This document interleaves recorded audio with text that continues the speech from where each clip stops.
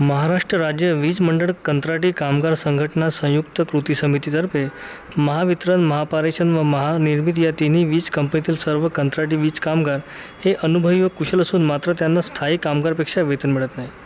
वीज कंत्राटी कामगारांच्या अनेक प्रलंबित मागण्यासाठी आंदोलन झाले, मात्र शासन दरबार त्याचा निकाल लागला नाही। त्यामुळे कंत्राटी कामगारांच्या 30 संघटना एकत्र येत एक कृती संघटना स्थापन केली।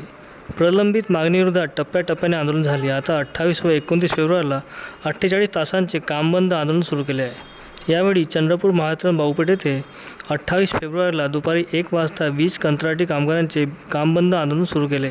यावेळी महाराष्ट्र राज्य वीज मंडळ कंत्राटी कामगार संयुक्त समितीच्या वतीने मिलिंद गवई यांनी कामगारांच्या मागण्याबाबत सविस्तर माहिती दिली। अनेक वर्षापासून 2012 पासून महावितरण कंपनीमध्ये कंत्राटी कामगार घेणं सुरू झालं, परंतु ते 2012 पासून अस्थायी कामगार म्हणून आहेत आणि त्यांना कोणत्याही प्रकारचे 12 वर्षापासून काम करत असून सुद्धा त्यांना कोणत्याही प्रकारचे म्हणजे असं मूळ वेतन नाही, त्यांना कोणत्याही प्रकारचे असं स्थायी ठिकाणी काम नाही किंवा नवीन कॉन्ट्रॅक्टर आला आणि कॉन्ट्रॅक्टर जर बदलत गेला तर तो आपल्या मर्जीप्रमाणे कामं घेतो। त्यांना स्थायी स्वरूपाचं काम सुद्धा नाही, त्यांना पे स्लिप सुद्धा नाही आणि त्यांना रेग्युलर करण्याचं कोणत्याही प्रकारचं आश्वासन नाही। इलेक्ट्रिसिटी ऍक्ट 1962 मध्ये जो ऍक्ट निर्माण झाला इलेक्ट्रिसिटी ऍक्ट, त्या इलेक्ट्रिसिटी ऍक्ट पेज क्रमांक 141 वर तरतूद आहे की जे कामगार आपण कंत्राटी पद्धतीने किंवा घेतो त्यांना कमीत कमी रोजंदारी कामगार म्हणून तरी समाविष्ट करून देण्यात यावं। अशा प्रकारचे कोणत्याही प्रकारचा समावेश न करता